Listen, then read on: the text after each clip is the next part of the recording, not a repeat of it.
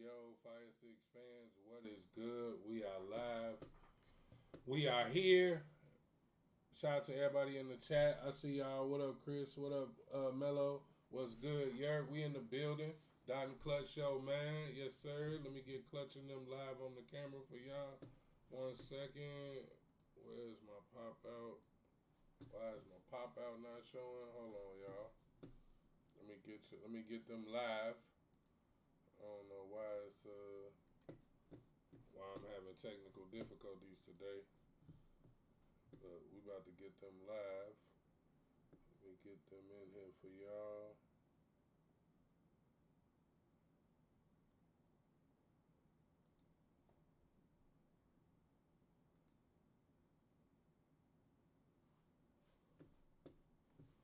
One second. But how y'all doing, man? What's good? What's the vibes? We talking everything UPA, Vegas. We got Coach in here, man. We about to have a good time. Shout out to him for giving us the exclusive.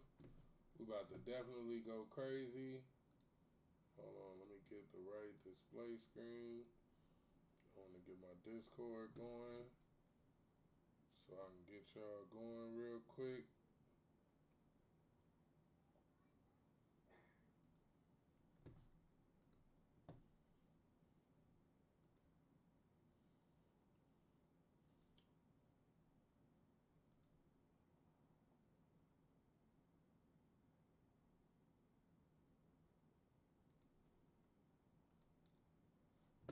Alright, let me get that in there for you. How y'all feeling tonight, man? Shout out to everybody in the chat. I know, right? Clutch, what's going on over there in Detroit?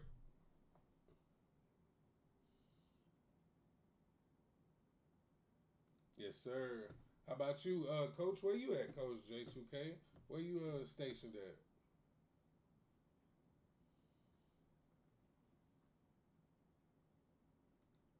Nice. Okay. Okay. So are you going to be pulling up to the next event that they have down in Dallas with the UPA?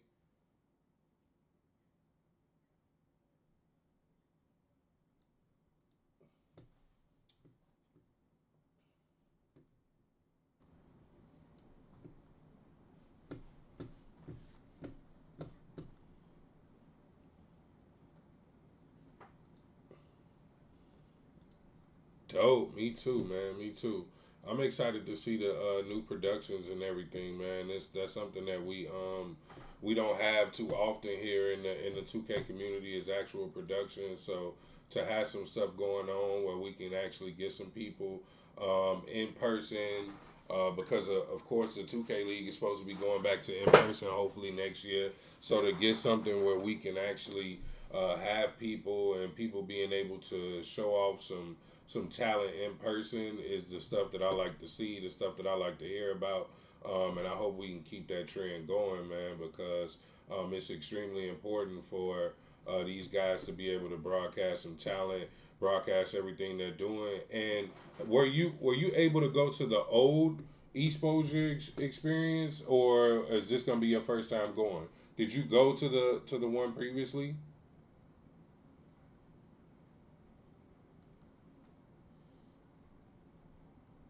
Mm-hmm.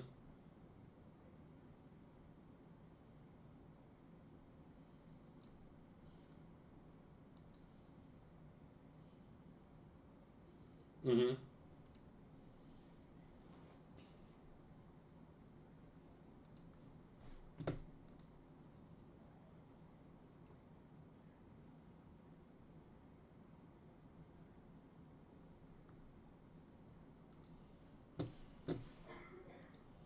Nice. Yeah, I'm excited to see. I know last time it was supposed to be at the exposure. The exposure event was supposed to be the original spot for the Dallas event, if I'm not mistaken. So I'm excited to see what these guys have to offer as far as them being able to get everything going for this next event. I know they were a little disappointed that they didn't have the new facility in place then. So now I'm excited to see what they got going on with the new facility and with the new event, and to see how everything goes and see how everything runs smooth with that. I'm excited to see what we got.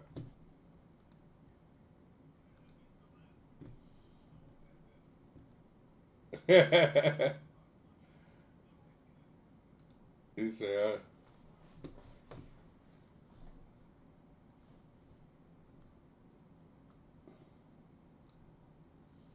"There we go. Now we live, baby. Sorry about the technical difficulties, y'all. It's sorry. I don't know why everything crashed. I did a test and everything, and then it just all went. It all went to we won't use the word on camera. Florida, what's good? Dave, what's good? Nah, we back. We back live. They can see us now. They can see us now. I'm happy they can see us now. Hold on, I'm gonna hit a button.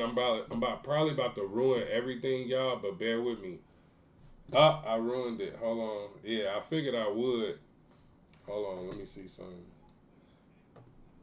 What's good in the chizzy? All right, I ruined it. All right, let me go back. All right, let me go back, y'all. This ain't the production I had set up for y'all. So blame me. It has nothing to do with these wonderful gentlemen. This is all me. I did a test. I had everything ready for it, and then everything crashed. So this is what you get after the crash. But hey, we still here. We still fighting. All right, we got my guys here. Okay, so let me introduce everybody. Y'all know who I am. I'm Dot, Mr. 2.056 Gaming. You already know. We got the big homie Clutch in the building, my partner in crime, my sidekick, Clutch of SSWI Game Nation. And we got J2K, Coach J2K in the building, man. Everybody give a big clap. Welcome J2K to the building, man. You already know, man. Representing the UPA, WR, and himself tonight. So I'm excited to have him. He offered your boys the exclusive, man. So we hit a drop some jewels on y'all tonight, man. But before we dive into all of that warm and fuzzy and good stuff, we gonna talk some Vegas stuff, man. So how is everybody in the chat? How y'all feeling about Vegas? How you feeling about the next UPA event? How we feeling? Talk to me. Coach, how you feeling about Vegas? You going? Are you going?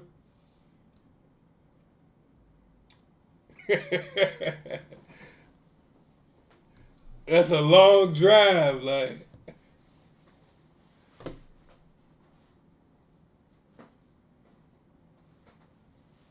wow.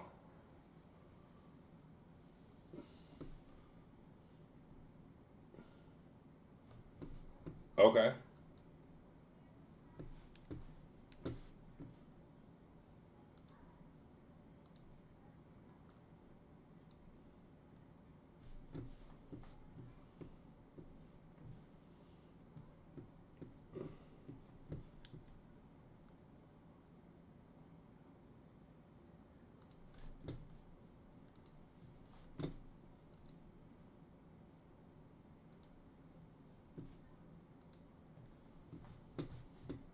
Awesome.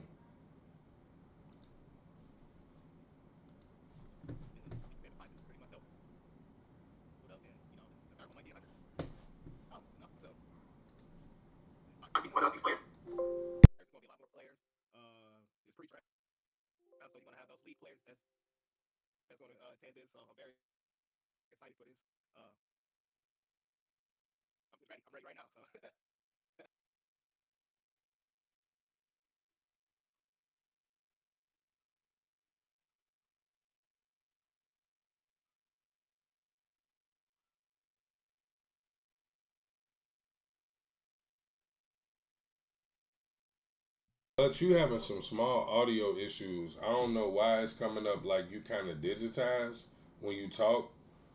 Let me see. Do you got is it your earpods? I don't know why. And then they saying they can't hear you in the chat. I don't know why they can't let me see. They should be able to hear you in the chat. Um,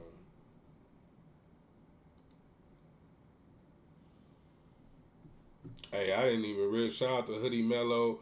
Shout out to Dave, Florida in the building, Chris in the building, Mello, Tay Tay, shout out to you. Shout out to all the FSG in the building. Appreciate y'all being here. We getting all of these little audio issues turned up real quick, and then we gonna get y'all taken care of. I don't know why they got Clutch. I don't know why Clutch is digitized. I don't know why he digitized. Try to talk again, Clutch. Can y'all hear Clutch loud and clear? Hey, chat, let me know if you can hear Clutch. Because they saying they couldn't hear you at first. That might be, I might need to adjust the audio. Let me know if y'all can hear. You can't hear him? All right, good looking, Hoodie. Hold on. Let me try this. Hey, Clutch, try to talk.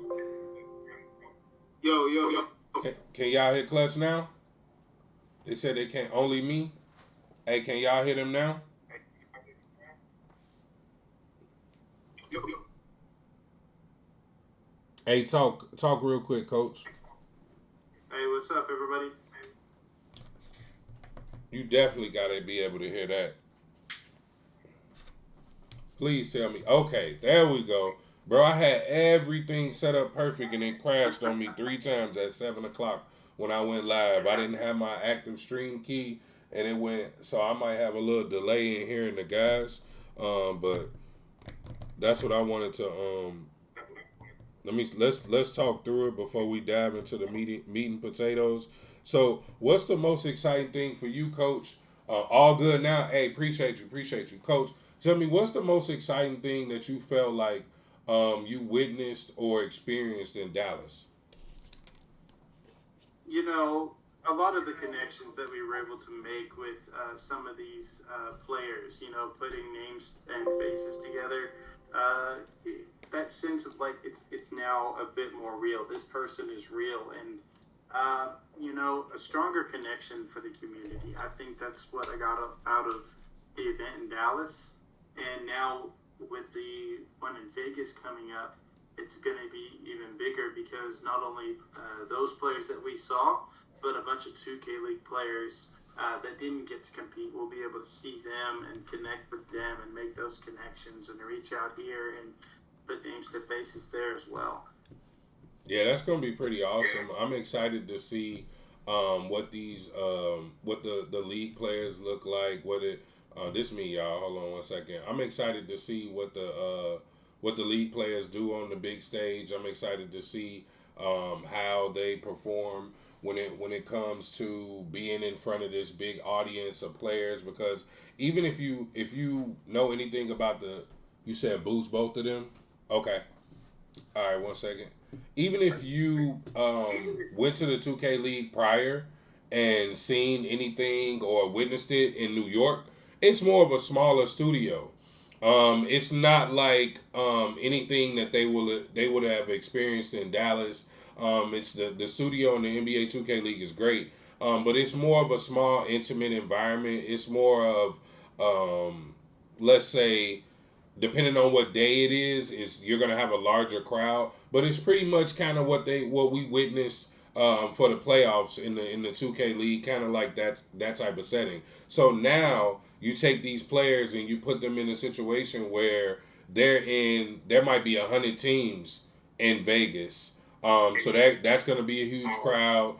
As well as the crowd that they're going to get from the people who might be walking in, all of the staff. And so now you're going to have, possibly 1,000 people in the building. Yeah, it's going to be a ton of teams from what I'm hearing in the building.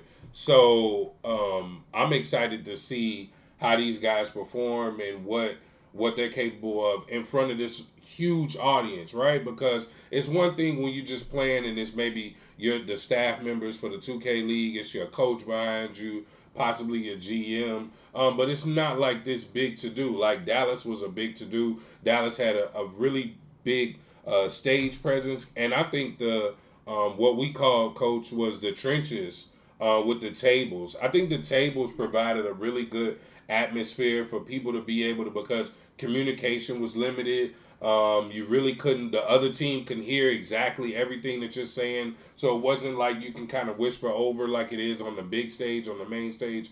So I'm curious to see what some of these players are gonna do and what they're made of. It's a few of them that I have in mind that I know are gonna show up and perform well. So I'm excited about that. And like you said, being able to put a name to the face. That's why I had a meet and greet on the day before the event started. Just for players to be able to meet me and kind of get an understanding of who I am and what Fire Six Gaming is all about, and having some fun. And I bought like a 20-30 drinks. It was amazing. So I plan on doing that again in Vegas, just for the people who weren't able to reach out and weren't able to come to my event on Friday. I'll probably do another Friday event in Vegas just to kind of meet everybody and kind of break the ice, because I think as one of the elder people in the community, it's kind of up to us to kind of, bridge that gap and kind of be the first one to kind of, reach out that extended hand and that helping hand and saying, hey, come network. And it was a ton of people. We might have had 60 people from the 2K community show up to my event. So that was amazing. So that's one of the things I'm glad you brought up that I'm looking forward to as well. Clutch, what do you feel like you're looking forward to at this next event? I'm looking forward to meeting the players, the league players, the coaches, the GMs.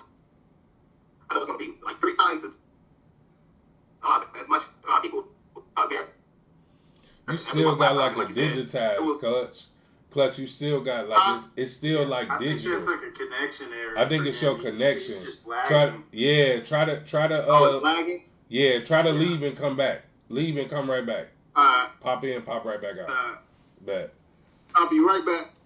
Yeah, Clutch will be right back. Yeah, so I'm glad you brought that up, man, because that's one of the things that I really feel like the players miss out on with everything being online, is just kind of putting that name and that face to everything, and being in coaches and prospective teams, right? Because you're gonna have other teams and other orgs there. So if you're performing well consistently on the stage, you might get picked up by a team that you didn't even know you were on their radar. So that's something that I look forward to doing some scouting for players as well, and preparing for post draft, and I like that it's in January, because it gives players a realistic expectation on where they sit in the draft, and how that process is going to look for them. I think that's very important as well.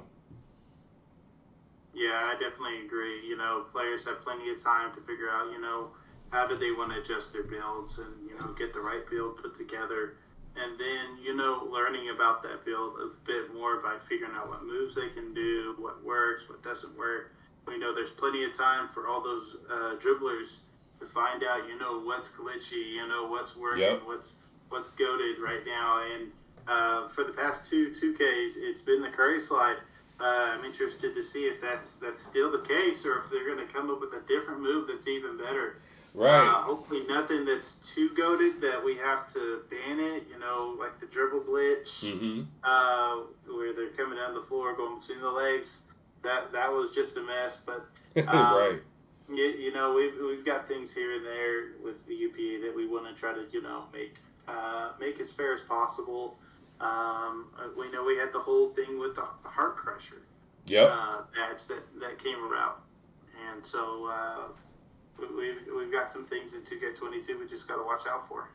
How have things been for you as far as on the commentary side?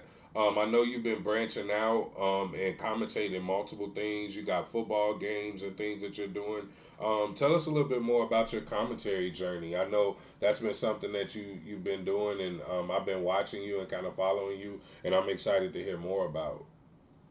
Yeah, well, let me just kind of start from the beginning. Six Gaming League, I need to give a shout out to them because that's where I started. Okay. And with that, I was a player.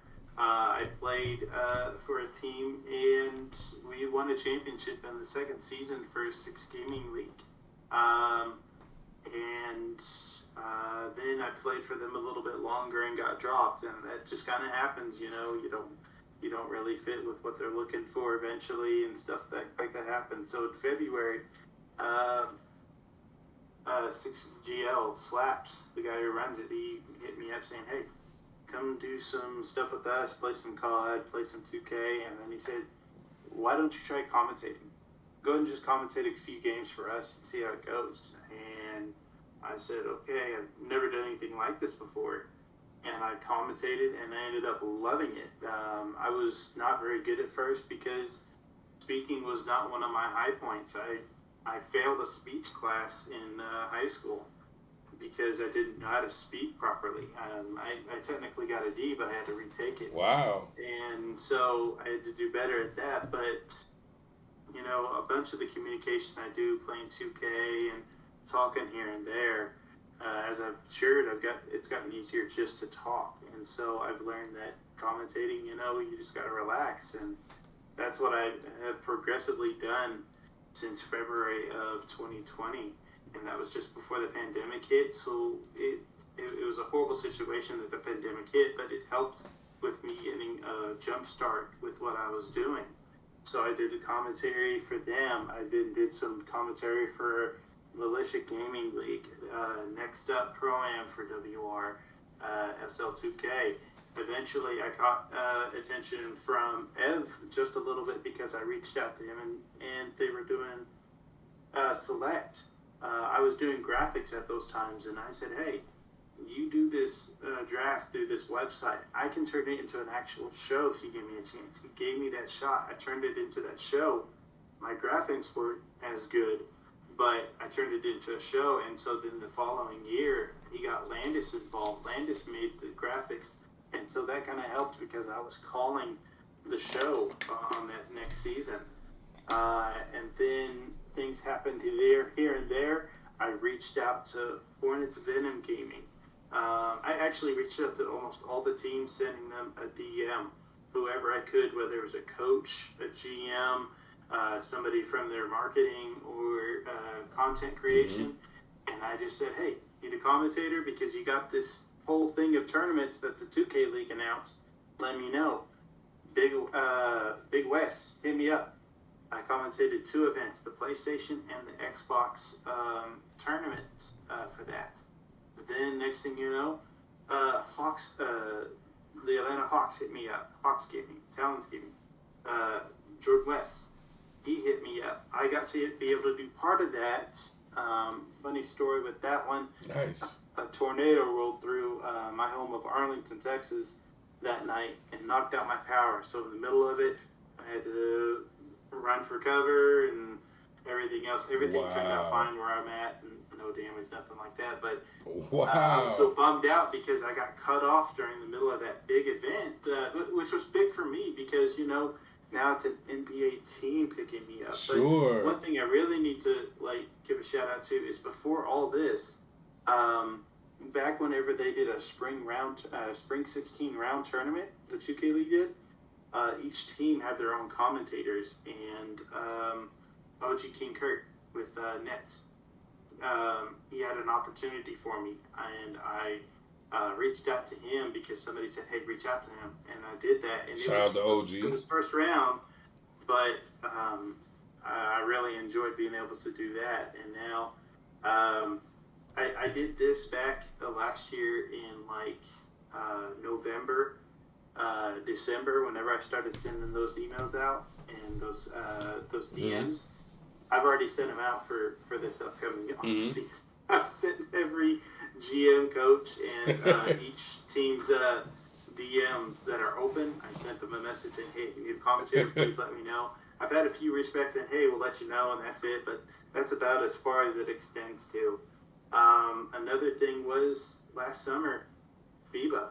I had the miraculous opportunity to do that. Originally, it was just an email that I sent to an email I found online for FIBA, and I said, hey, I'm an esports commentator. I know you're doing the esports open too. Need a commentator, please let me know. And they said, we don't have a need right now. We're going to stick with the local talent. We'll let you know in the future. I get an email in late March, early April. Hey, we're doing the FIBA Esports Open 3. We'd like you to commentate. And I got that connection, and I worked with an amazing commentator overseas. His name is J2K. Check him out. But he handles a lot of commentary for UK games, a lot of Philippines games, stuff like that. And it was just really amazing to be able to do that. And then FIBA, not long after, they reached out again and said, hey, we've got an actual live basketball tournament we'd like you to commentate. And if you're up for it, give it a shot. And I did, and it was the FIBA Under-19 Women's World Cup. And it was an amazing tournament. You know, Team USA balled out. They made it all the way to the finals. They won the whole thing. But Yep. it was a wonderful opportunity. It was a challenging opportunity because I'm not fluent in Russian and Italian and all these other languages. Right. Me neither. I just had some problems, and you know, luckily there's the internet, and the internet can help you with pronunciation. And also I had the chat, the people on YouTube in the chat letting me know, hey, it's actually pronounced this way. Dope. And there was a lot of support from all these strangers and everything, and so I think FIBA is a great organization that has a lot of supportive people within it. But that's kind of been my journey. I'm still looking forward, and right now, I've expressed this on Twitter before. My goal is to try to make it to that next level, maybe the NBA 2K League. I've been talking kind of here and there with different people, like Frank. He's told me, hey, we've seen you, and keep up the good work. It's nothing that's going to promise me anything, but I'm glad to know that my work's being kind of recognized. Mm-hmm.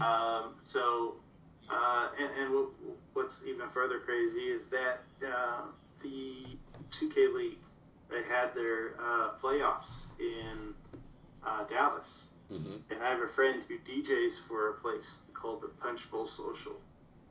He said, hey, 2K League is here right now. And I was in the middle of a rec game, turned off my PlayStation because I was like, I'm gone. And left and went out, and I tried to network a little bit, and there was a few people there that, like Derek Harris, some of those other faces to them, and I really got a chance to kind of network that way, and I showed up, and my first mistake was I said, hi, my name is Justin Taylor, and nobody knew who I was. And it took me a second to think, they don't know who I am in real life. Right. I'm Coach J2K to them, and I said, I'm Coach J2K. And they're like, oh my God, you're Coach J2K? And I was like, this is a surprising reaction. Didn't think anybody knew who I was. Exactly. Yeah, man. I definitely, I didn't have that problem. People, I walked in the building in Dallas. I don't know if you knew, yelling the champ is here. And I'm the only guy dipped in like Fire Sticks Gold, so it's hard to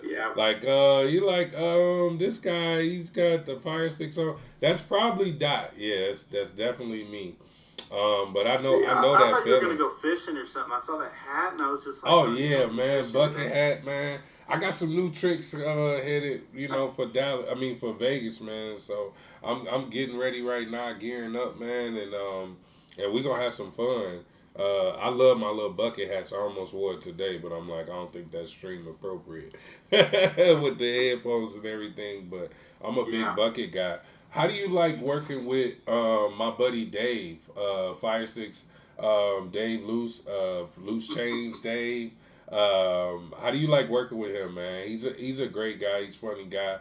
I'm just curious on how you guys like bouncing stuff off each other live during the games and playing off each other. How's that relationship? It's really good. I enjoy working with him. Most of my work is like production, and then he's doing the calling. And whether it's me or Chris, that's the secondary.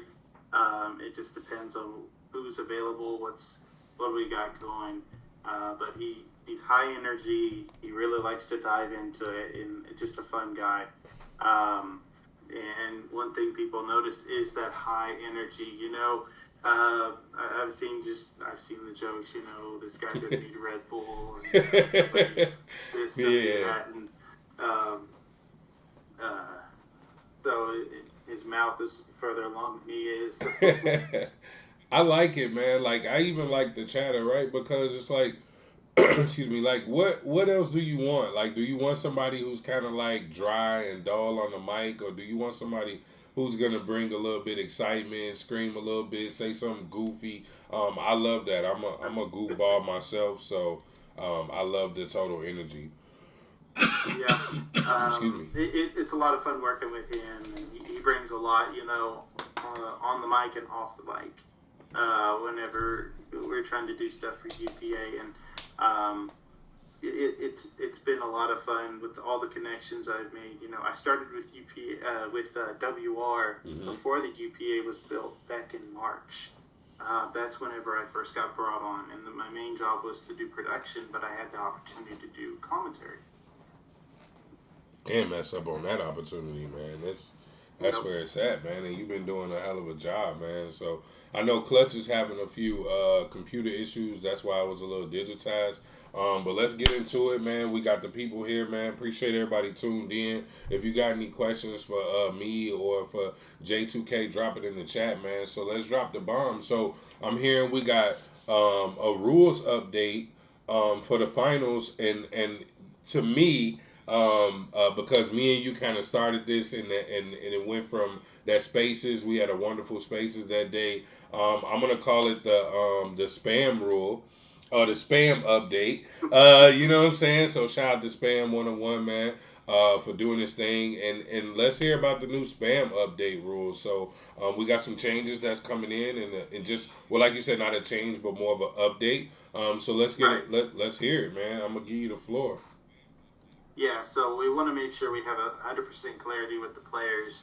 These updates are going to be posted to the rules pages for all the UPA pages. That way, we're 100% clear on what's going on.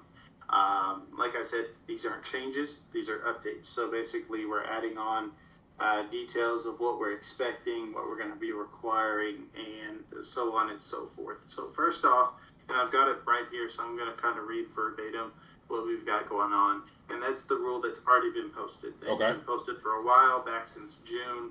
And that's going to be UPA and all of its affiliated leagues reserve the streaming rights to all finals games. Should UPA exercise its right to be the only live stream, that team's designated streamer will receive $100 compensation. The right may be exercised or not exercised at UPA's sole discretion.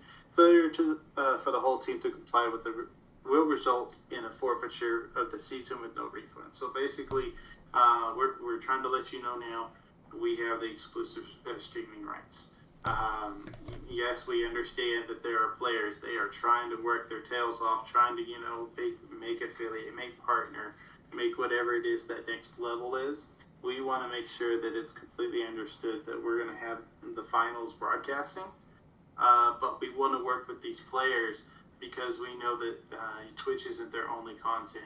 There's also YouTube uploads, TikTok uploads, Instagram, other stuff like that. So one thing we want to do is, anything that we're setting on our exclusivity is only for during the event when it's live. Anything else, if we need to provide any recordings, any extra content so that they can build on their content, we're 100% for it. Just put in a request with us, whether that be messaging me or messaging UPA or WR and BBA, whoever it is, and then we'll review it, and then we'll determine if that's something that we can do. But so hold on, before you continue, let me recap that, right? So if you're listening in the chat, he's saying if you put in a request, they will see about honoring your request for the content, or for you to be able to stream somewhat of the finals content onto your own channels. Is that correct? Yeah, so basically, as long as it doesn't violate our exclusivity, which means that they're not broadcasting it during the event or something else. For instance, one request that we had was a raid. Well, somebody mentioned, hey, raid their content, raid their channel. We're more than happy to do that as long as, we don't have any issues. Okay. It's any way. And, we'll be more than happy to raid your channel once it's done. You put in the request, we'll look into it. Give us plenty of time so that we know what we're doing once our broadcast ends. Awesome.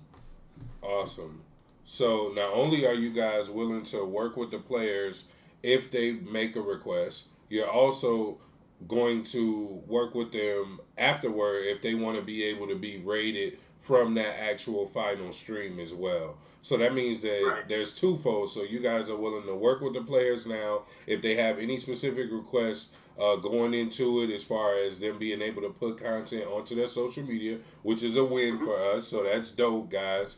And then now you're saying as well, afterward, if you have a request, if you want to be hosted or rated from said stream as well, you guys are willing to do that as well, as long as they come through up front with everything. And that's pretty awesome, because we didn't have Right. anything in place as well going into it. So to have something and some type of structure right now is pretty dope. And is there any Right. monetary compensation as well? Yeah, so like we said in the rule, $100 to each streamer. So what we do is we're going to have, and we'll get into this in a minute on how we designate, Mm-hmm. but each team is to designate one streamer. So we'll have two streamers, one that will decide as a main, and one is a backup. But whether you're main or backup, you get $100 Yeah. as long as you follow the Yeah. guidelines. Hey, for Clutch. streaming. Hey, what's going on? Yeah, we hear you. But yeah, anything where we can Yeah. provide like recordings and stuff like that, and you put in a request beforehand, or if before our stream you put in that request, hey, please rate my channel because I streamed for you, that's 100% on board, as long as it doesn't mess with the exclusivity, which is we're streaming, and that's only during the event. Awesome, man. Awesome. And what and was this? How did this come about? Was this based on everything that happened with the spam stream from the spaces? What was the thought process going into this new update? So first off, the things I'm mentioning about requests is not written in the rules, but it is something that has been discussed. Okay. And so one thing to consider is that yes, this is something we've kind of talked about here and there. Do we like at the UP event? We encouraged people create content, record stuff, do this, do that, have stuff for once the event is done. But when it comes to streaming the event itself, the games and that were on stage and at the tables, those were left to us to stream those. But as for recording and stuff like that, that's free game. So that we wanted to carry that over into what we have now. And so we want to make sure that's kind of 100% clear on what we're expecting and what we would want players to expect from us as well. Awesome. So that's good to hear, guys. If you guys are paying attention in the chat, what we said and the input that we had in that spaces actually went into some of the decision making that these guys went into in the process.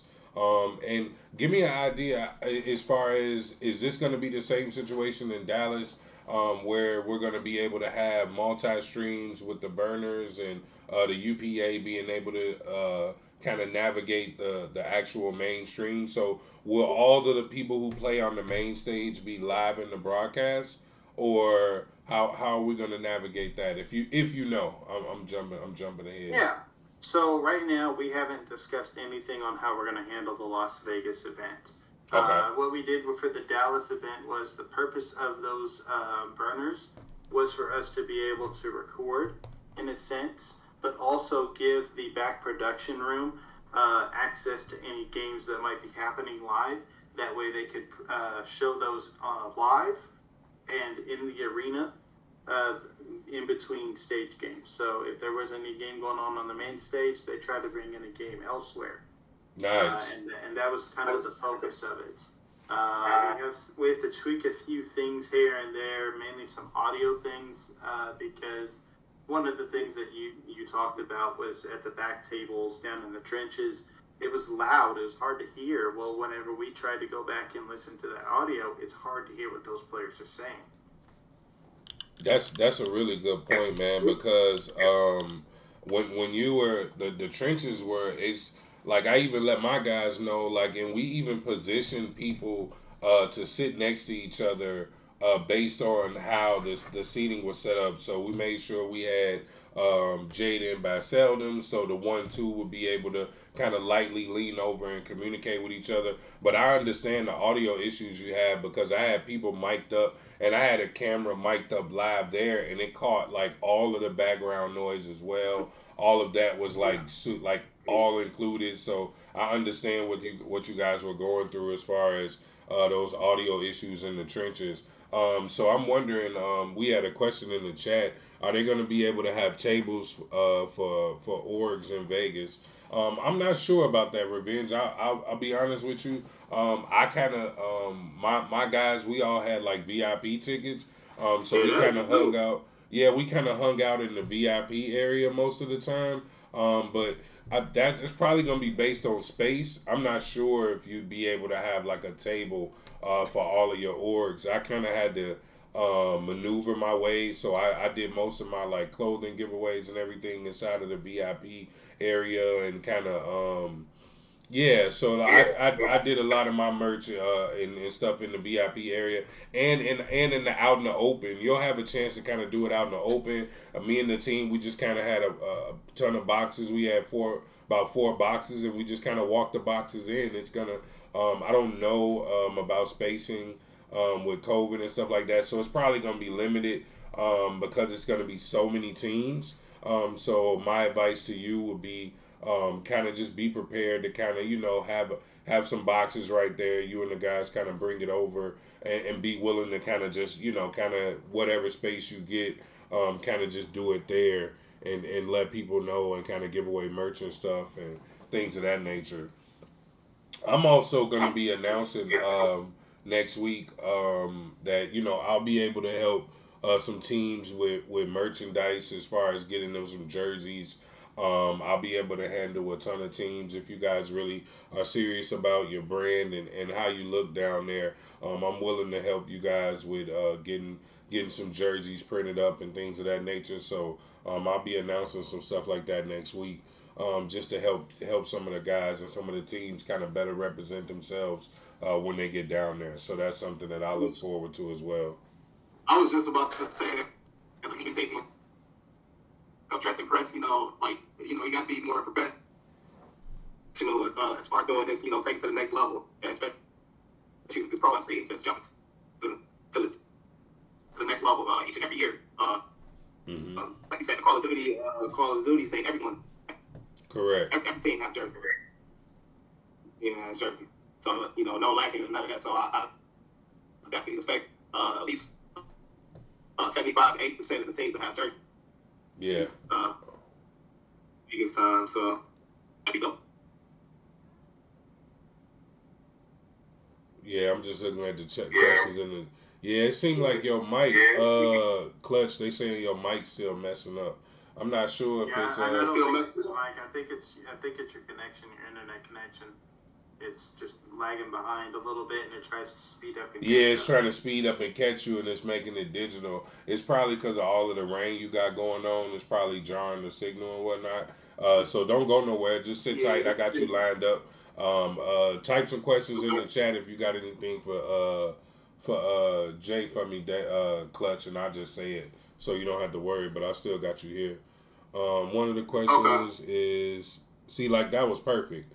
I don't know why it's just, I think it's just because it's raining bad out there. It's right there, and then it tries to catch up. Mm-hmm. Yeah. So you would have to kind of talk pretty slow. Bad weather. Yeah, bad weather. Don't worry, we're gonna fight through it, y'all. I had everything set up nice and pretty for you guys, and it got all ruined, and now we got just our Discord up. So don't worry, it'll be better next show. I don't understand what's going on. But yeah, to get the sports jerseys, I don't have any problem working with you guys and making sure that you guys get the things that you need. I can definitely get you guys set up with some jerseys. I'll be dropping some jewels next week on that. And helping teams out because that's what I do. So I'm not really worried about anything. It's not gonna be anything too expensive either. It's just gonna be normal pricing. So I'm not really trying to make money like that off the players who just trying to grind and get their brand going as well. But one of the other questions that I had for you, Coach, was when we looking into these type of updates and these type of rule changes, do you see anything? Are you forecasting anything with going in the future, right? Because I know this is not nothing that you can just kind of throw into place right now. But I want to be one of the first to kind of lead the charge here and say, do you see a world coming soon, like maybe post draft, where because pre draft is already going, so we're not gonna try to reinvent the wheel in pre draft, right? But let's say you could pilot something in post draft where you got WR seasons, MPBA seasons, ADBA seasons, where players are forced to run their position, meaning they can't run double power forwards. They would have to have one position at point guard, one position at shooting guard, one small forward lock bill, one power forward bill, and then a center bill. I know you guys can't tell people what to make and what to play on, but I'm curious on how effective it is for the transition from amateurism, basically what we are now, to the pro level where you're going to have to play a dedicated power forward. There's not going to be a scenario where you can run double power forwards in the league. So are we ever going to be leaning towards a situation where players have to kind of play straight up? Do you foresee any of that? Or, I know I'm just kind of throwing that out there. I know you see the talk on the timeline. I know how important this is to players. But I think we need to start heading towards that type of environment because kids are breaking the meta right now. We're seeing 5'8" all up and down the timeline. It's like it's getting out of hand with the type of specs. And when you get to the league, right, and you become a professional, there's guidelines in place on what the build is already. You kind of got to adapt, right? You got three builds to choose from, and you got to kind of adapt, and you got to be a better player. Is that something that you foresee us kind of leaning towards and going forward towards? Because I would love to see something implemented where players have to they have to kind of play straight up and build towards being a professional. Just like in college basketball, just like in high school basketball, everybody has a specific position. NBA basketball, everybody has a specific position, and it's not necessarily manipulated. Is that something that you foresee that we can probably pilot in post-draft? Maybe it's like maybe one WR season we dedicate to this. Is this something that we can kind of spitball and start the process on? What are your thoughts? Oh, right off the bat, first off, those decisions aren't made by me. I'm not on that. Of course, right. Yeah, absolutely. But as for me, I don't see that happening anytime soon. My opinion on it is right now, there's a difference between 2K League and us, and one of those is that obviously those players are paid. Those players have to run on set builds that are made by the league, and they have a set guidelines on how they can run things. Mm-hmm. As for us at the amateur league, we have a bit more flexibility for the players. One of those being is that you can make whatever build you want and build whatever team you'd like.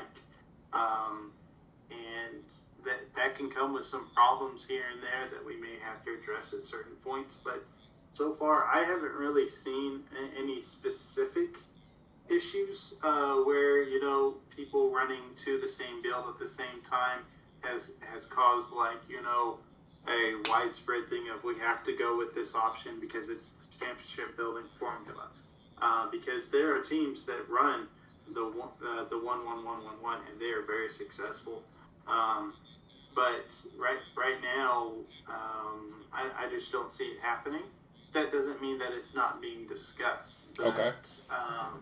I wouldn't know about that. I'm not one of those higher ups that talks about those things. Right. We always want to hear what the players have to say and what they might like to see, and then we try things out different ways. Now, if the heads of each league in the UPA want to try that out, or one of them wants to try it out, they have that freedom to go ahead and pull that out. Maybe even do a tournament. Just do a tournament, and you have to follow these guidelines of one position each. But I think whenever we have these options of, they build a power forward to run at center, or they build a power forward to run at a small forward, they build a point guard to run at shooting guard, stuff like this, it really helps the player kind of build to what they want, what they see for that position. Because as 2K has progressed, they've given more of those freedoms to build into, what they want to see, because there is a lot of different talent in the real NBA, and you can't really kind of match that with what they've had in the past. True. So I feel like, it's given more flexibility.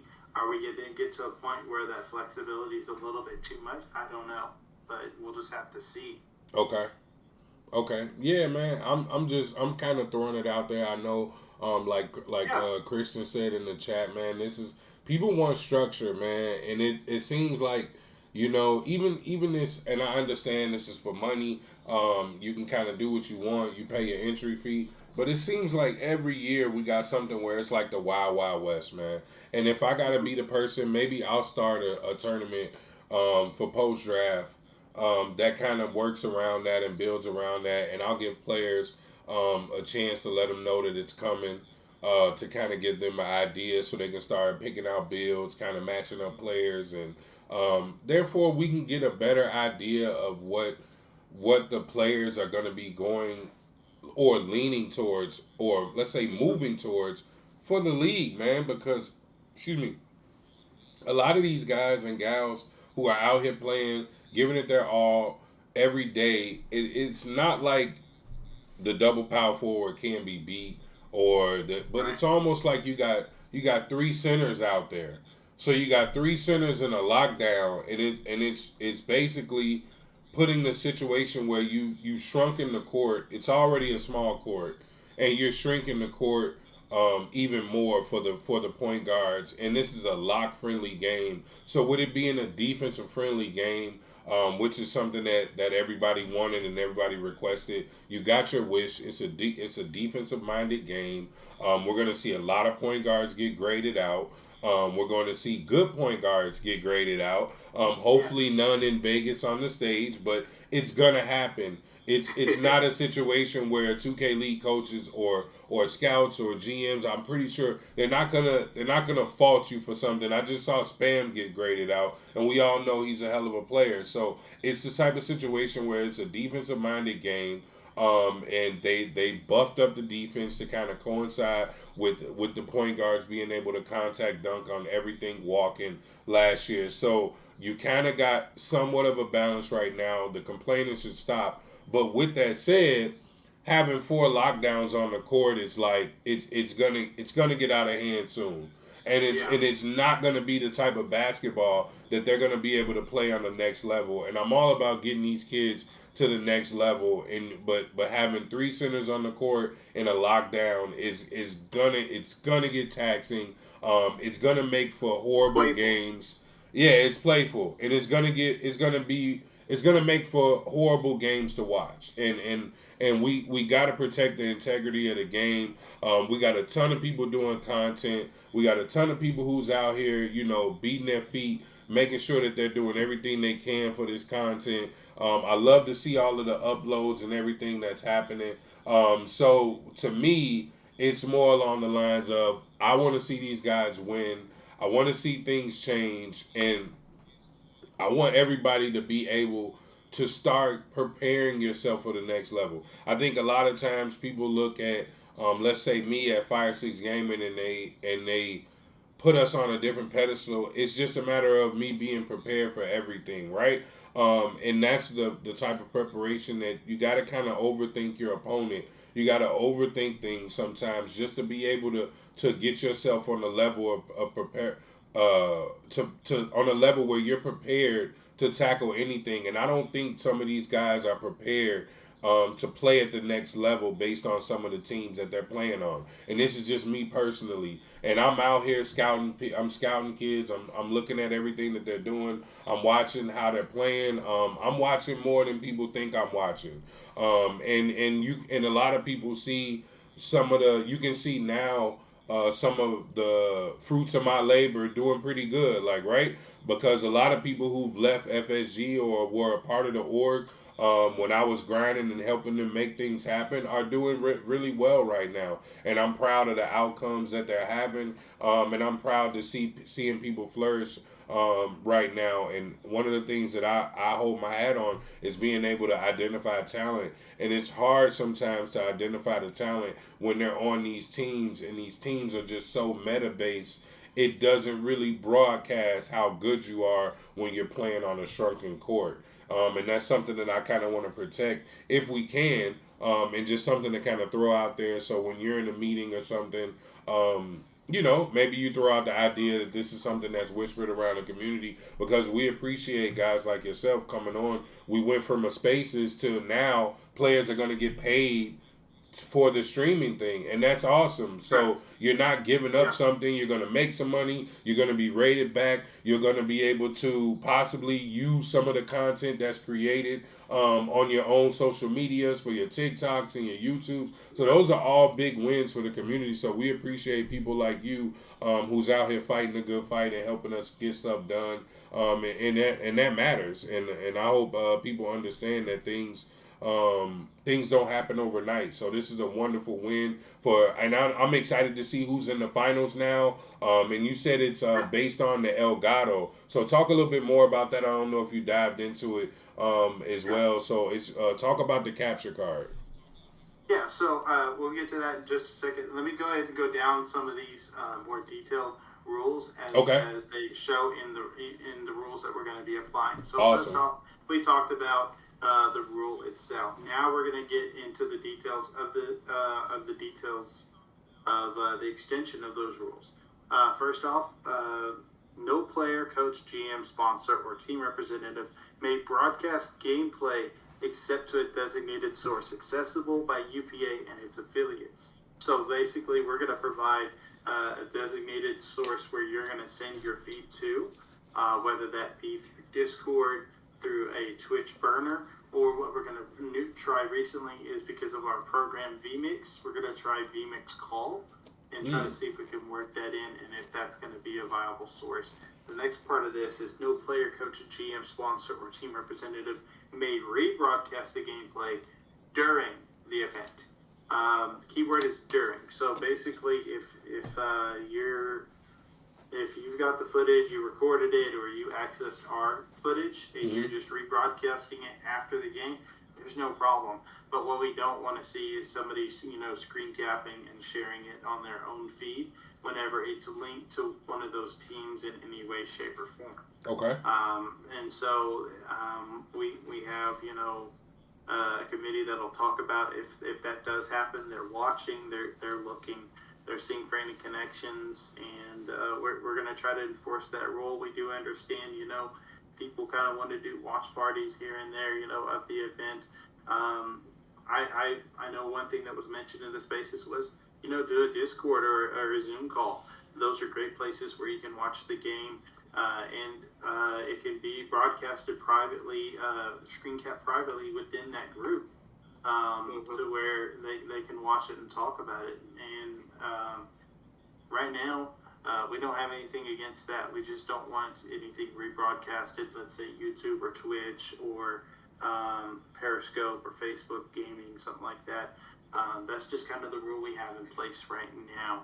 Now, here's where we get into the details of the capture card. So each team must select a designated streamer to share their gameplay feed with the broadcast team of UPA. When selecting a designated streamer, select someone who streams from a PC using a capture card, as well as having a strong internet connection. Minimum broadcasting quality is 720p, 1080p is recommended.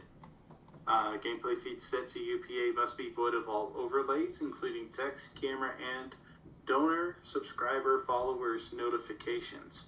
Failure to comply may result in consequences determined by the UPA League operations. If unable to meet any of these requirements, teams must notify the UPA at least 12 hours prior to tip-off. So we have these in place so that we have a clean feed that's uninterrupted by any text or anything distracting that has nothing related to do with UPA. Awesome. We're trying to, make our own production out of this for the viewers, but we also want to highlight these players. One thing that that's been discussed was, give a shout out to the person who's providing that feed. Let it be known that this person has provided their. This is their Twitch. This is their YouTube. This is where they normally stream. Go check them out after the game, or go. And that's one thing that we would like to be able to do. We went over, choose somebody with a capture card. Obviously, we may get to a situation where out of the 10 players competing, not a single one has a capture card. We understand. Okay. That's why we put in the note of if unable to meet any of these requirements, Excuse me. teams must notify UPA at least 12 hours prior. That way you can give us a heads up notice. That way we can get things set up properly for them. Awesome. Yeah, that's dope. Clutch, you sound great now. Yeah, that's what I said.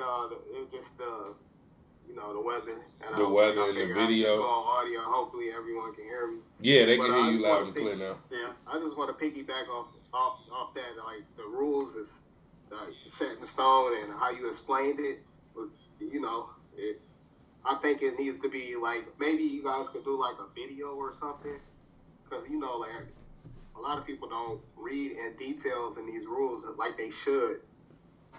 Especially signing up for stuff like this, but like how you explained it like this, like maybe it could be some type of video, to just explaining that portion. I think so it can be more visual to people, to better understand. That's just my take on it, but how you explained it, it just sounds, like people can get that. We want to make sure that we're clear on what we're expecting of the players, and then what the players should expect from us on what we're going to do. Now, the next set, which we're going to get into another portion, which is Discord in just a minute, and that's another expectation. So right now we just got through what's our expectations for our designated streamers. And some recommendations, which we're using the word must or recommend, whatever terminology, that's the way it's intended. Mm-hmm. Another thing is going to be one of our requirements right here. Audio of gameplay feeds must be void of all voice communications unless otherwise directed by a member of UPA. We'll get into that in just a minute on why we said it that way. But we want to make sure that whenever we're getting the game feed, we're just getting the game feed, which is the crowd and the basketball and the rim and the net and all and the squeaky shoes and all that stuff. So I'm going to cut you off. So you don't want the player or the team at all. So like I said, I'm going to get. Oh, okay. All right, go ahead. Sorry. That's what I was trying to point out. Yeah. We just want those feeds whenever they're streaming through the capture card to come to us or through their console or whatever it is. Then we have the details of what we want for the volume settings. The important things is these two, which is PA volume and 2K Beats menu music volume. Both of those have to be at 0. That way UPA avoids copyright strikes on YouTube and Twitch. Then the player chatter volume, we set recommendations, which player chat volume 85, crowd volume 80, sound effects volume 100.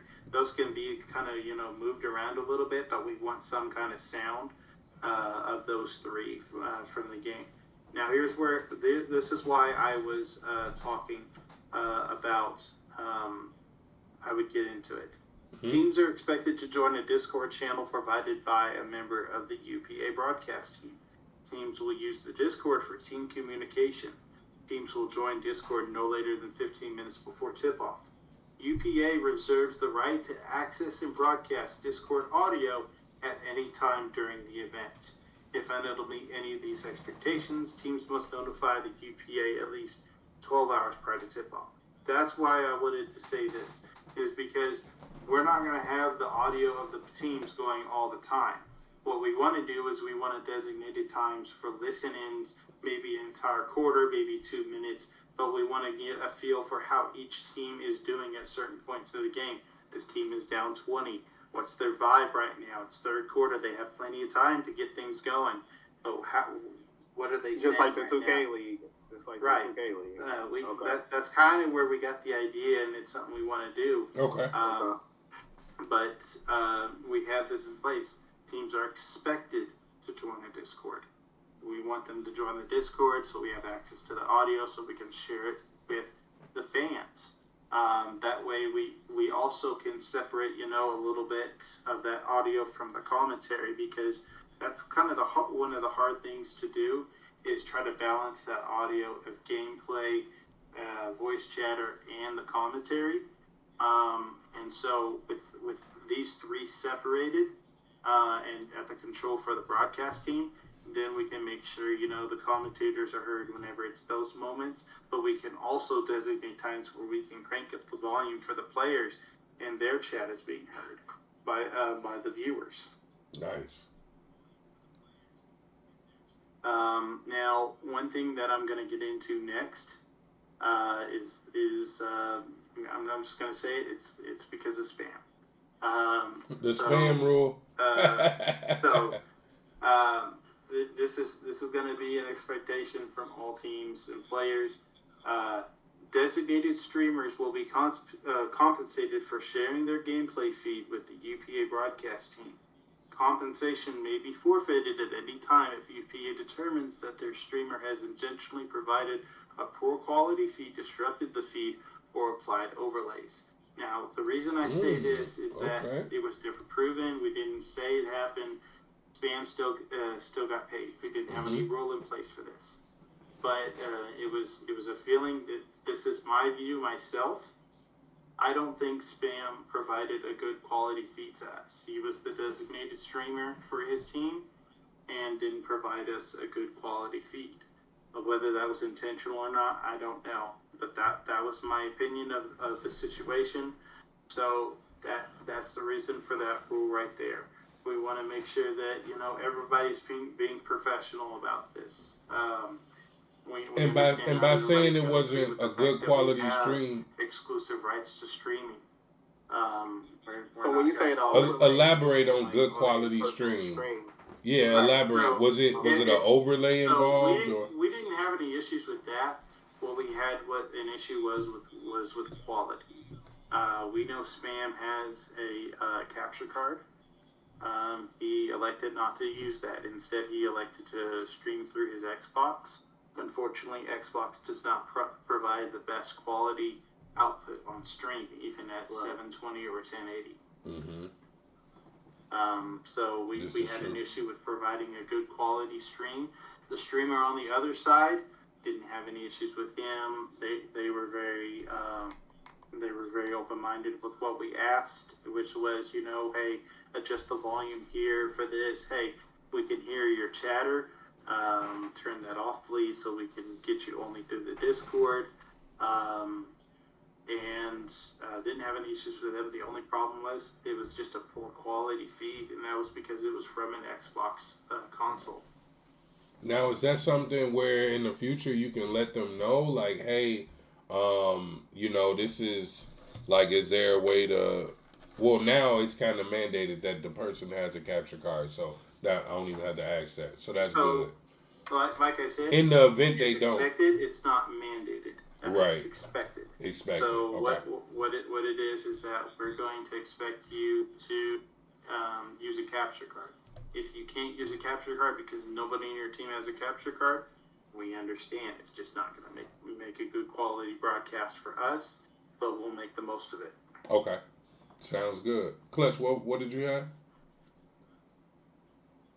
No, I was just saying that, just going back and piggyback what he was saying about the overlays or whatever. But I definitely think, like I said, those rules need to be implemented through a video, just for another visual purpose, or maybe just click this. You know. Yeah. Right. Yeah. I know one of the things that is being discussed right now is that we're going to talk about this whenever we can. Whenever I think we have a show that we might be doing for whenever playoffs come around, and we start talking about, you know, who's in the playoffs, who to watch, who this, who that, and we'll talk about it then, because, you know, people are going to tune in to see, you know, where they are in the bracket, and that'll be a good opportunity to say, hey, here's these rules, here's the reminder.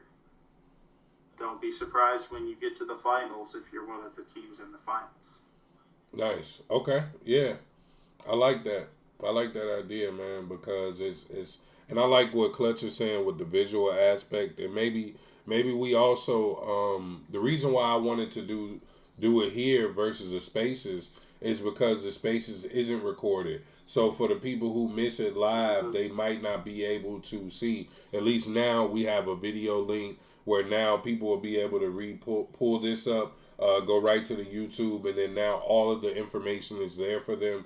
I can even, you know, go about putting some timestamps in so people can get an idea of when we're actually talking about it and things of that nature. So this is a really good opportunity, and we appreciate you getting the information out because it is going to be a situation where people don't like to read rules and people don't like to understand things, and this is where I say we got to grow up.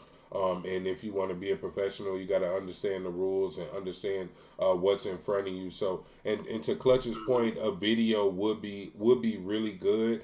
There's a lot of people who are like visual learners and for that nature, and you know, and maybe we can do another spaces next week before playoffs or something, and kind of piggyback for the people who missed the video. I'm more than welcome to do that with Coach, just because he gave us the exclusive. So I'm all for us being able to help the community.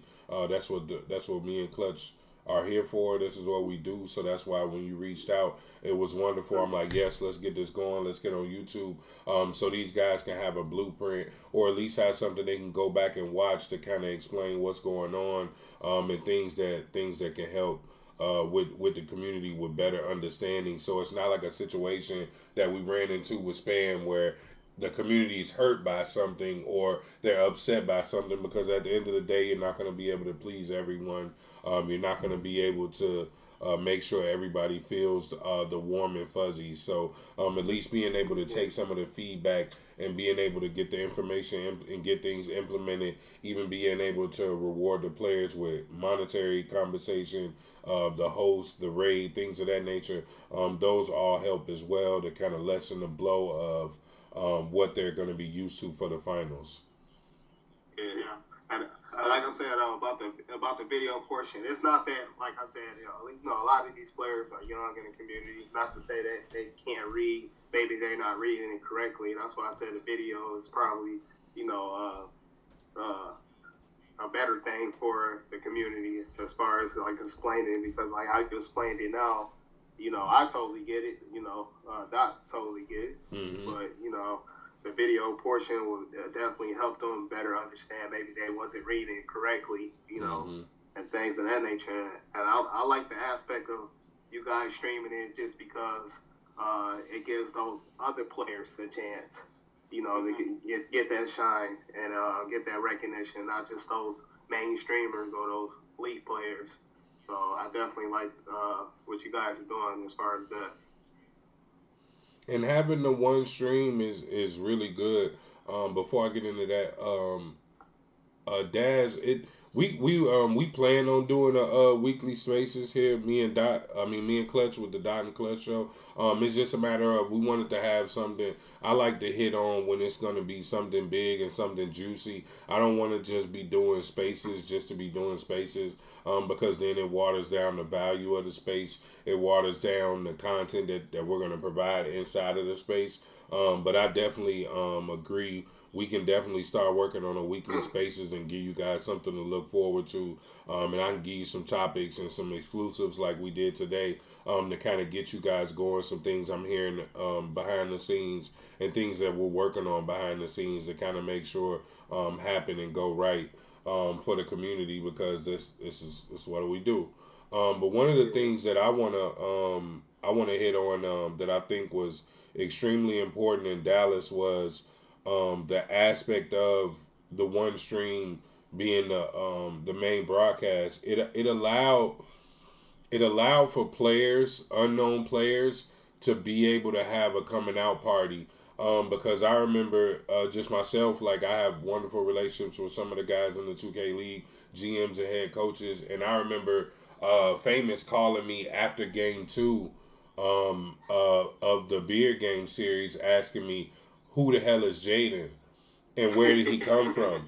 You know what I'm saying? And those are the type of things where he called me. So I'm in the middle of Dallas and I run into the corner because, of course I'm going to answer his call. And I'm like, and Famous is like, yo, what, like, so you out here scouting talent that I don't know about and this and that. And I'm like, man, I thought it was funny, but those are the type of things where the whole community is watching. And I think even now, with the Vegas, with the 2K League players being involved in these tournaments and in this next event, it's gonna have even more eyeballs on it. So I'm excited to see some of the new players that kind of rise to the occasion, and we get some new cream of the crop come through and really be able to showcase some talent, and there's some players that I'm really looking forward to seeing if they're going to rise to the occasion. And it's been players right now. I don't know how much 2K you've been watching, Coach, but it's some teams right now that's looking pretty bad, man, with some 2K League players on it, and I'm just calling a spade, and it's a lot of people taking some L's right now to some unproven talent, man, and I think that's one of the things, like with even myself not kind of rushing into jumping in the league. I think a lot of people are running on builds that aren't finished, or they're kind of just testing it out, and they're jumping into these tournaments and they really haven't worked it and learned the build. Because I'm a big believer, right? So a lot of these guys, I don't want to, a lot of these guys are getting their builds grinded, and I think when someone grinds your build, it takes away from you learning the build. I think the whole aspect of you getting the badges and learning the badges, playing with the player when he's not maxed out, helps you understand what you're lacking. It helps you understand the build more. And I think that's the learning process and the grinding process. It's one thing to just grind a build from 95 to 99, but it's also something to grind a build from an 85 overall to a 99, because you're gonna get that valuable experience to learn these builds. And I think a lot of people are going to be remaking things. A lot of people are understanding badges that they didn't need, or that they should need, or now they want this badge, and that comes with the territory. So how much 2K have you been watching, Coach, as far as some of these upsets that's been going on in the community? I'm going to be honest, I haven't seen as much as I'd like to. Part of that is, I've been really trying to, get a lot of information as I can by playing 2K itself. A lot of what I like to talk about whenever it comes to these games is how the game plays. I don't know if you ever noticed that whenever I commented. I like to talk about how the game plays and, these changes, this and that. Last year we saw it was a big man's game, and then the following year is a finisher's game, and this and that. And now, and that's just kind of what I've been focused on, is playing 2K itself. But I have taken the time, I've gone through the Twitter feeds, and I've seen some of these upsets, and some of these scores are just surprising me. Especially now that these 2K League players are kind of getting back into the mix. And I think we're going to see, some teams, I know a couple of teams that I've heard, they're not retaining anybody in the 2K League, and we're going to see a complete team full of rookies. Oh, that's wow. very possible. Okay. Wow. Awesome. That's Give me the exclusive, that's Coach. what I'm thinking. I need the exclusive. What you seeing? What team? Talk about it. Like, what? Like who? Throw it out there. I've heard there and there. It's just going to be a couple teams. I don't have any specific names. Okay. On teams. Okay. It's just watching. kind of listening to Harris talk a little bit in the one or two streams that he's had. Okay. Dirk, listening to him a little bit. I don't know if he's talked too much about it because he kind of focuses on trying to steer away from the 2K League with his stuff, but he still gets it in there a little bit. Rookie I like to read Twitter feeds and stuff like that, and so this is my prediction. This isn't stuff like somebody's predictions. I love it. This is my prediction. Okay. Yeah, I like that prediction though. All right, love it, man. I think we are going to see a equal to season 1 team. A team that's not going to have any retained players. They're all rookies. I think that's very possible for us to see. Okay. Yeah. There's a lot changing this 2K. Yeah, and I'm hearing behind the scenes with LA, Chris. Did I checking out one of the questions in the chat? Did I hear? I heard about 3. I'm hearing behind the scenes it's about 3 expansion teams coming. Dad. So I'm curious to see who all comes through, but I'm hearing it's at least 3. At least. I'm hoping for Oklahoma City. I grew up, born and raised Oklahoma. Let's see Oklahoma City expansion. Okay, see? Yeah. All right. That'll be nice. But I just want to piggyback what you were saying. I just think there's a lot of talent out here that's not getting seen. And like I said, what you guys are doing is definitely want to bring that to light. And as far as in the league, too, and that just showed it because it was a lot of players. I'm not going to say a lot of players, but it was players that didn't get drafted. They got picked up. People see that, and they should have been picked up during the draft, Yeah. So that's why I think that, there's a lot of talent out there. I'm not surprised that some of these teams are getting these league players because, they're grinding. They've been grinding doing post-draft, going into pre-draft. And I think it hurts some of these players that doesn't play during pre-draft, just like in real life. It's just like they're not going to training camp. Yep. And then they going straight into the league, and it's taking them a while to adapt because they're not playing. Some people have personal reasons. I understand that, but I just think that like Doc was saying, you grind your build to an 85 to a 99, so you get that full experience. And some of these players adapt with some of these hungrier players, and I think that's just making it, the league more valuable as far as these unknown talents. Yeah, man. I think with shout out to Idris, man. Shout out to Cooks Iverson. Like we seen some people come in, man, and really make an impact for some of these teams, man. So rookie or non-rookie, I think if we did see an all rookieville team, man, I still think those teams are gonna compete, man, because whether you've been in the league or not, sometimes it all comes down to heart. It all comes down to the right situation, and I think that's one of the things we saw with Cooks. He was in a situation where when he got the ball, they expected him to perform and be Cooks. He wasn't a reset guy. He wasn't a get the ball back to the PG and just kind of be a cone. He was really active. He was extremely engaged into the game. He was worked into the game plan. They called plays for him. He had game winners. Though that's the type of situations that these players, I hope, find themselves in, and we don't have to see some of these huge snubs that we felt like we had in the league. Because I mean, be honest, it's a lot of the guys who've been in the league for a couple years who haven't been performing, and they have to start performing, or they're going to find themselves on the wrong end of that draft pool, and on the wrong end, and that's not something that I'm sure that they want. But at the end of the day, the talent pool is getting better and better each year, and I dare someone not to play this pre-draft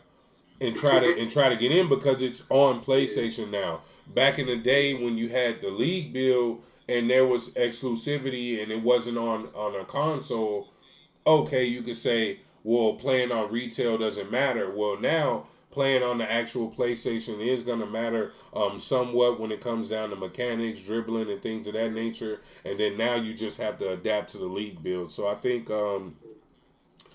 playing in pre-draft is a must for everyone at this point.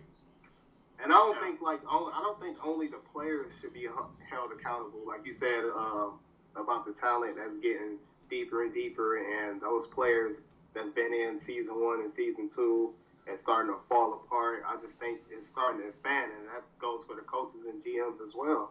You know, you can't just do the bare minimum and expect to get by. So I think those guys should be held accountable as well too.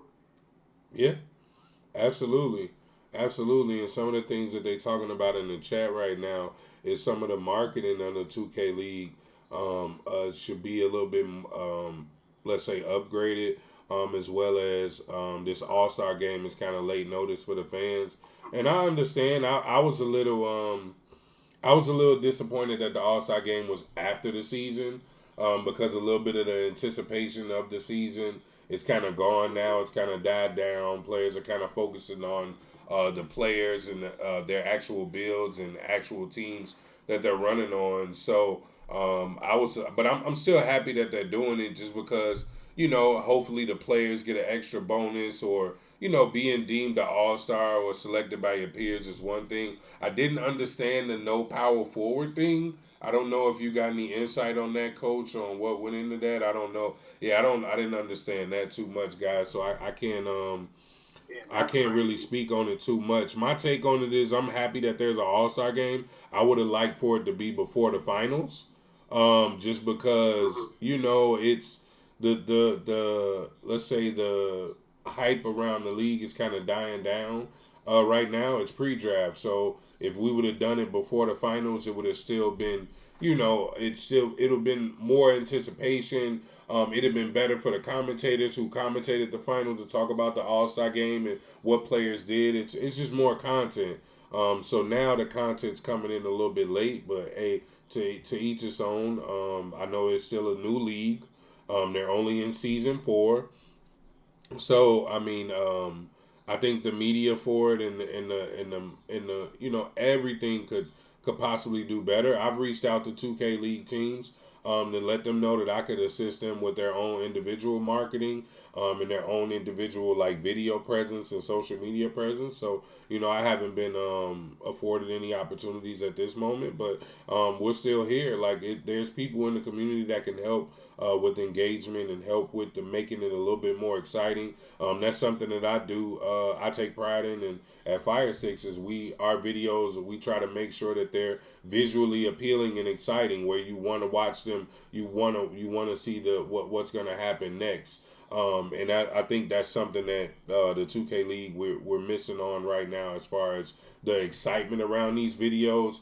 It seems like some of the clips that we see in the highlights are literally just a copy and paste of watching it off stream. And I think sometimes adding a little color, adding a little effects helps with the ambiance. It helps with the viewer. So that's something that we've kind of been able to do and kind of master in our own specific lane.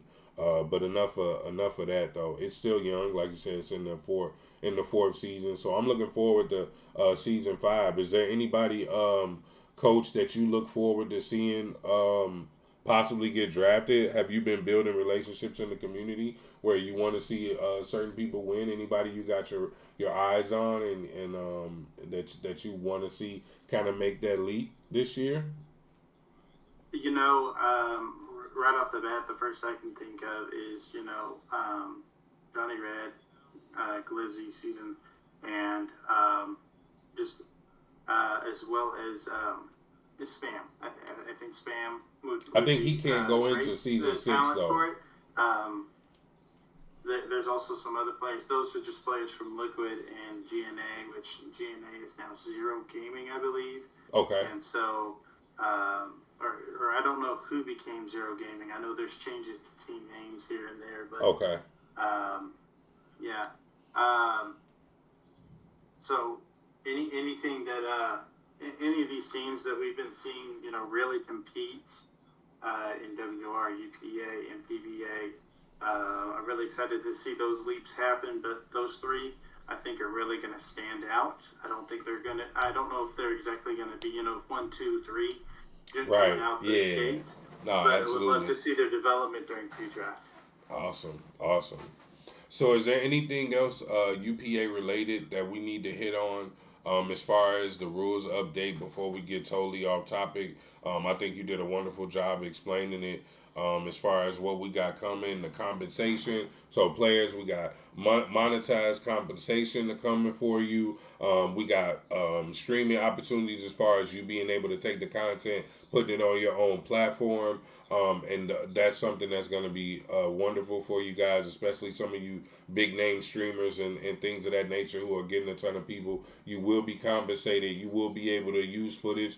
The thing is now is you have to be able to professional enough to speak out. So you got to be able to reach out to these guys and let them know what you want to do and kind of negotiate what you can. And I think that's a wonderful opportunity for us versus it kind of being just kind of like a dictatorship on this is what's going and this is what it is. And now you're in a situation where you can be able to kind of, work on getting some of your wants or some of your acts being able to be heard and you being able to be compensated for it. So I think that's something that I look forward to, and helping put some money in these guys' pockets is something that I look forward to. So I'm excited about the future as well.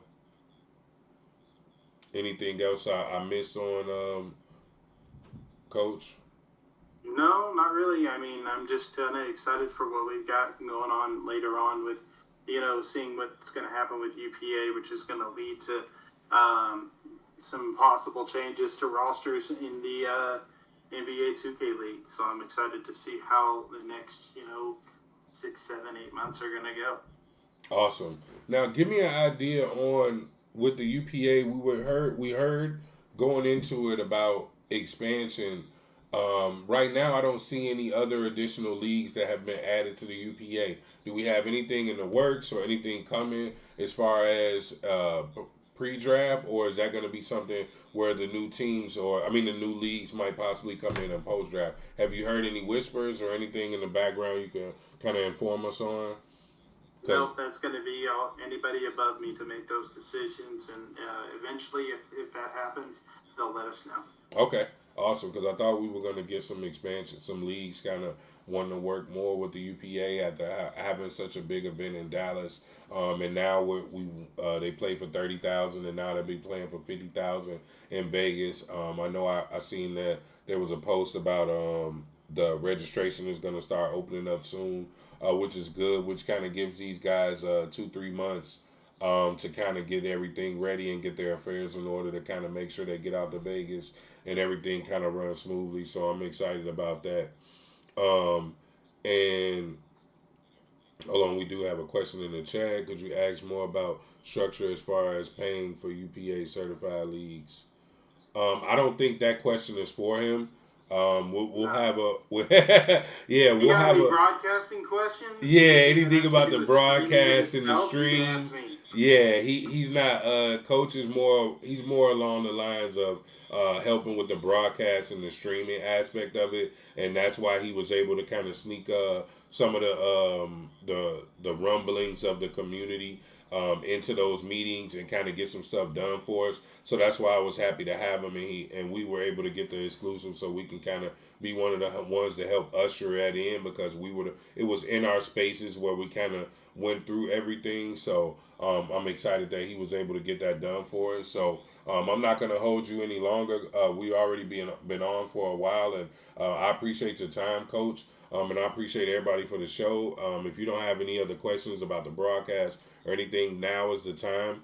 I'm going to give Coach the floor real quick to kind of shout out his social media, what he's doing, and where you can catch him next at, and where he's going to be commentating next at. So last questions, speak now or forever hold your peace. But again, Coach, we appreciate you. I look forward to having you on again when my system is not crashed.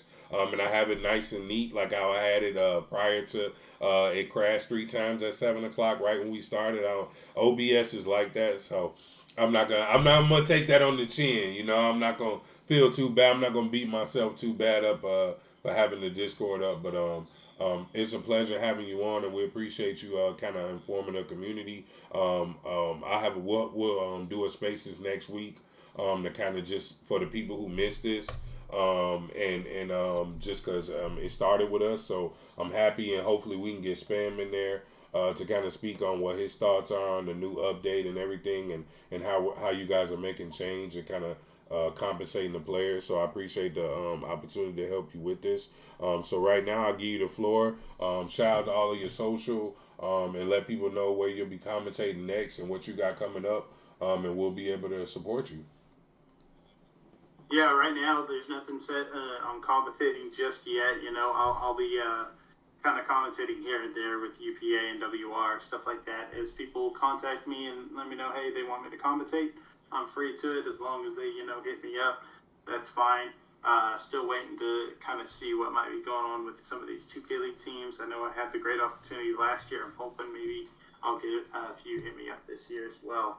At Coach J2K is my social. If you want to hit me up with any questions, suggestions, feedback on how UPA can kind of improve on broadcasting and anything you might like to see, because we'd love to try to see and build things into it. At Unified Pro Am is the Twitter for that one. I'm really thankful to Ev, Lux, and the whole crew at UPA giving me these opportunities that I've had, and I'm really looking forward to what more we have. Awesome. All right, man. I appreciate you coming on. Thanks for being a guest, man, and we look forward to having you again. Next week we got a great lineup. Next week we got famous enough coming on to talk more about players, the draft, how to market yourself, and the new kind of wave that he's forming in the community. So I'm excited to have Famous on, and I'm also going to have some players coming on next week as well. So that's going to be kind of awesome. So I appreciate you kind of kicking off our pre-draft series with going over the UPA coach. And we'll be doing more with the community, and we'll be doing more with the UPA, and be talking to you guys soon. So we appreciate everybody. Clutch, if you don't got anything, let me know. If you got anything, let them know right now. All right. No, I'm good. All right. Everything was said, had it out by you guys. So appreciate Coach J, giving out that valuable information. Yes. To the community and letting them know what's going on as far as the broadcasting and the rules. You set it in stone, and can't wait to see what's going on with WR and UPA. Yes, sir. And guys, I just want to let you guys know, if you need anything as far as information for the community, don't be afraid to reach out. One of the things that Coach just proved to us is that our voices matter. What we think matter. It's not always going to happen overnight, and it's not going to always be what we want. But for players to be able to be compensated for their time, compensated for the monetarily, as well as being able to use some of the content that's generated from their stream, I think that's an awesome win for you guys as far as the UPA, and we appreciate Coach J kind of partnering with us on that, and listening and hearing things in the spaces, and kind of taking that in the back scenes and getting it done. There are people in the community that can actually make things happen and get things done for you. It's about time for you guys to start building relationships. Get off Twitter and stop worrying about what the next person is saying about your gameplay, and start networking, because it's people that can actually help you in the community, that can help put money in your pocket, help you build your brand, and also help your stream. And these are the people that you need to know about. We'll be bringing on more people on the Dot and Clutch show just to help you and assist you with all of your endeavors going forward. But the onus is on you. You have to put in the work. You have to start networking. And like Coach Jay said, you have to start reaching out to people that you don't know, that you possibly might be uncomfortable with, just to let them know what you do and how you can be able to assist them in any way. And be my lasting comment right now, my last comment is, be professional in everything you do. That's one of the things that Coach Jay was talking about earlier when he was reaching out to teams. That's something that I've been able to help be successful with in the community, is trying to lead with professionalism. And that's something that you guys, if you want to get to the next level and you want to act and move as a professional, I think that's something that you need to start doing as far as with your networking and with you being able to get out of your comfort zone. And that's something that I hope you guys work on going forward. And if you need any assistance, we're here. Clutch is here. SSWI is here. Fire 6 Gaming is here, and we're here to help you guys understand what's in front of you and what you need in order to get to the next level.